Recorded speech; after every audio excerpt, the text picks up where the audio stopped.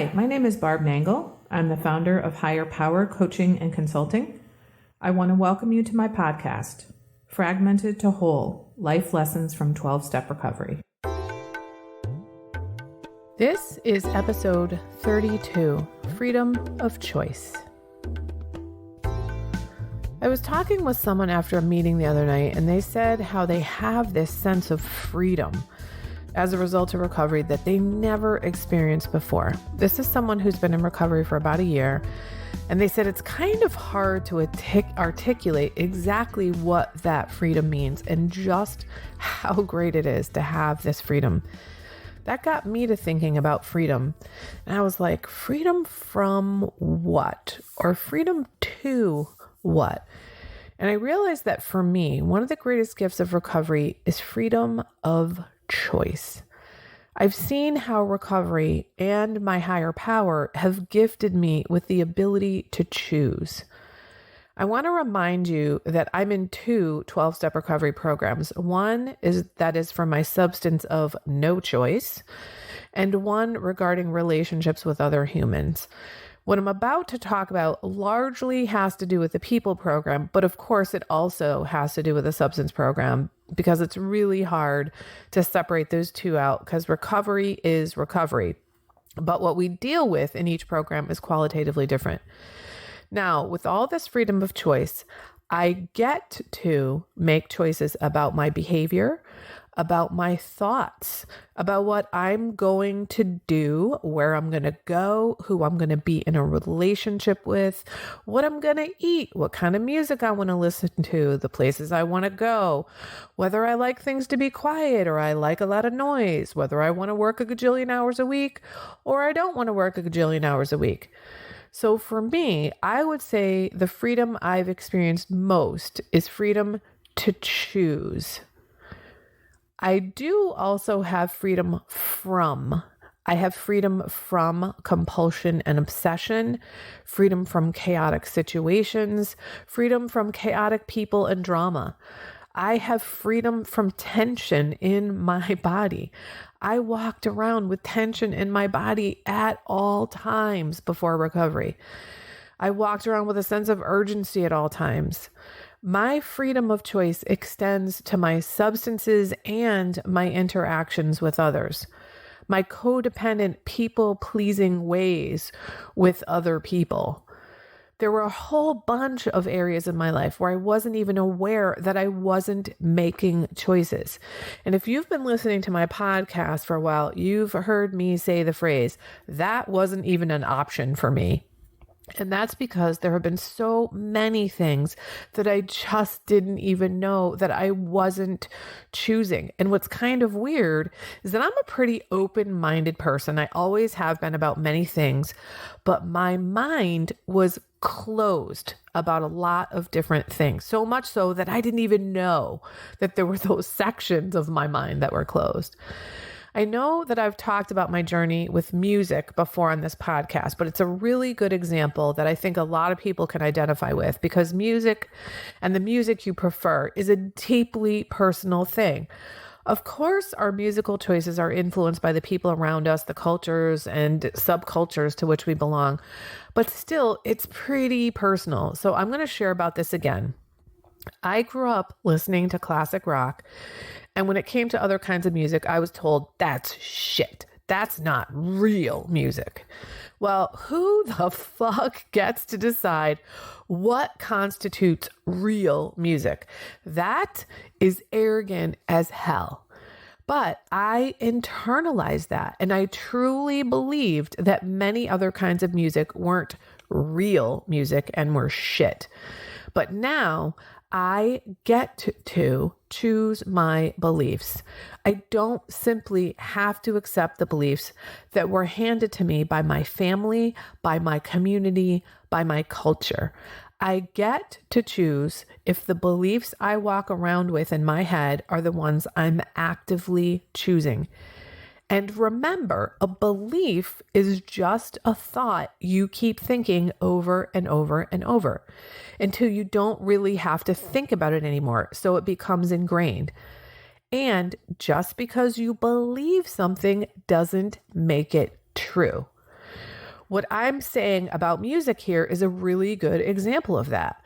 So what happened to me a few years ago was that I was driving and listening to a classic rock song, and I literally hit a wall with music. I was like, I'm done. I cannot fucking listen to this anymore. If I hear that classic rock song one more time, I'm going to lose my damn mind. It's been played way too many times over the years, and I just couldn't hack it anymore. So I hit the scan button on the radio and decided I'm going to listen to a song, and the only criteria for whether I continue to listen is I like it. I like the way it sounds. I don't even give a shit if I understand what they're saying or if what they're saying is dumb. I don't care what genre it is. I don't care what year it's from, who the artist is, what album it's from. Either I like it or I don't like it. And I started finding a few songs that I liked, and then I plugged those songs into YouTube, Pandora, Amazon Music, etc. And whatever songs came up from there based on the algorithms of the app, I started gravitating towards similar music that I liked. And it turns out I like pop music, and I like dance music, and I like alternative music.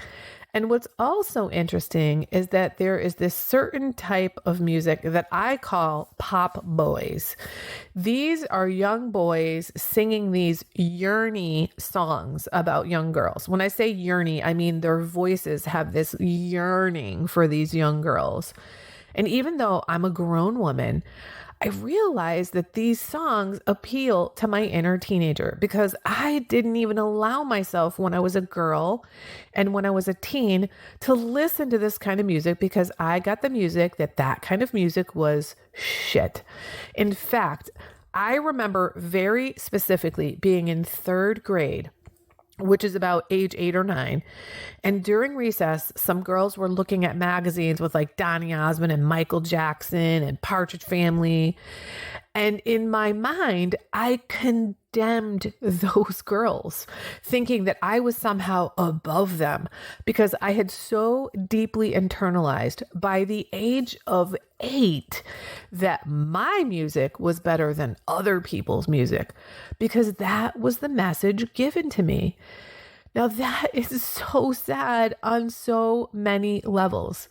But what's relevant here is that that wasn't even a choice that I was making.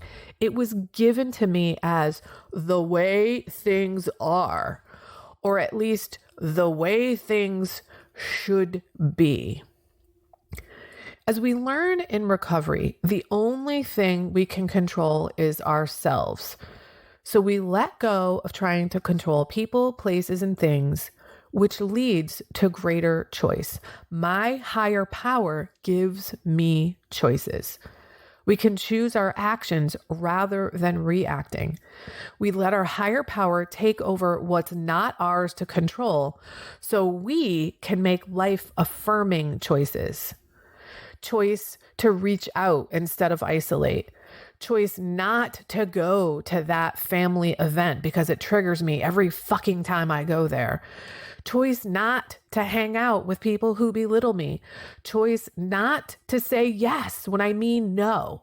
Choice to allow people to think whatever the hell they want to think about me. The choice not to finish the project for the organization I volunteered my time for. I get to make choices. Now, I know that this is going to sound counterintuitive at first, but the reality is the better boundaries we have, the more choices we're able to have. Let me break that down for you. If I don't have boundaries, I likely feel that it's my job to bend over backwards for you or to people please you. Then I don't really have choices. I feel compelled, and compulsion is the opposite of choice. But if I have good boundaries, I don't feel compelled to help you. I do what I feel like doing Because part of having good boundaries means I get to live the life that I choose for myself. And for me, choice helps me know the difference between what's healthy and what's unhealthy.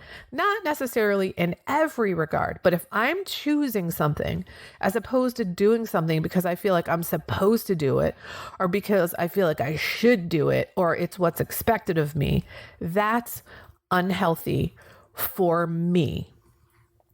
Choice is God's gift for letting go. We let go of control by asking for what we need and want, instead of manipulating others for things we don't necessarily want. By letting go of control, we continue on the path to greater choice. With choice, we find out what we like and dislike. We feel less compelled to repeat rituals of control just to make it through the day. We choose a new coffee shop, or we choose to take singing lessons, or we let the dust collect on the ledge longer without dusting compulsively. These are choices that stretch out before us. There are countless more, but I want to talk about the dust thing and singing lessons. First, I care much less about making sure my house is clean before inviting people over than I did before recovery. I choose relationships and socializing with people over isolating. I used to use a dirty house as a way to isolate. I choose caring more what I think of me than what others think of my housekeeping ability.